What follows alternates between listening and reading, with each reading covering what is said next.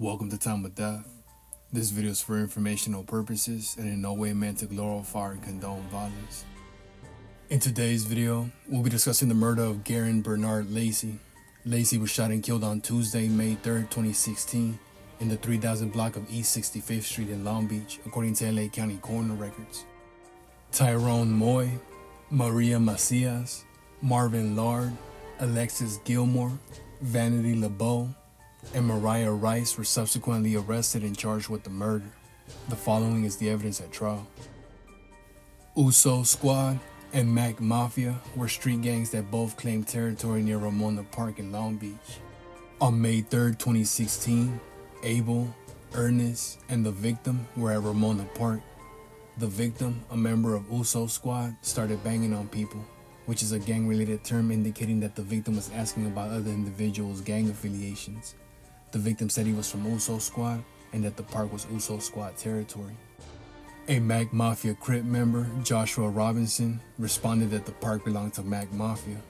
Defendant, also a Mac Mafia member, approached and said that he would back up Robinson in the fight. Defendant took off his shirt and immediately threw a punch at the victim. He and the victim punched on each other. Soon, many people joined the fight. After about 20 minutes, the fight dispersed. Alexis Gilmore and Vanity LeBeau were associates of Mac Mafia. After the fight, many people got into Gilmore's red Chevy Impala, including LeBeau, Defendant, Robinson, and Marvin Lard, LeBeau's brother.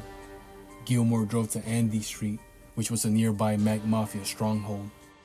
On Andy Street, Gilmore parked next to Maria Macias and Mariah Rice, who were in a blue Nissan. Macias was driving the car, but it belonged to Rice. Defendant and Lard got out of Gilmore's car. Defendant was still not wearing a shirt. Defendant went somewhere out of sight for approximately 5 minutes and then returned. Defendant and Lard got into Macias' car.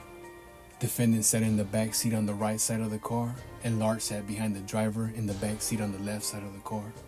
Rice was still in the front passenger seat. Defendant told Macias to drive to Ramona Park because there was a fight and a boy and his family were waiting. When they arrived at the park, Defendant directed Macias to drive around the truck that was stopped at a stop sign. They passed the victim and Defendant shot him by firing the gun out of the window. Rice identified Defendant as the shooter and testified that the shots came from directly behind her, where Defendant was sitting.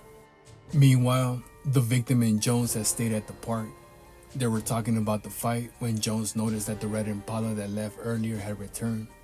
Jones saw Defendant, whom he recognized from the fight, holding a revolver out of a car window. Defendant shot at the victim from the back right seat. He hit the victim in the back of the head with one bullet. The victim was pronounced dead at the scene. Macias drove away. Defendant told her to slow down and head back to Andy Street. When they arrived at Andy Street, Defendant was still in the back right seat. Many people went to Macias' apartment. Macias told Rice to park her car at a nearby church in case the car was being followed. Rice arranged for that to happen. The next day, Defendant told Macias that the victim died and that he couldn't be in the area. He told her not to talk to the police. During an interview with the police, she identified Defendant as the shooter in a 6-pack photographic lineup. Days after the shooting, police showed Jones a photographic lineup, and Jones identified Defendant as the shooter. Jones was immediately certain when he made his identification and pointed out Defendant's photograph.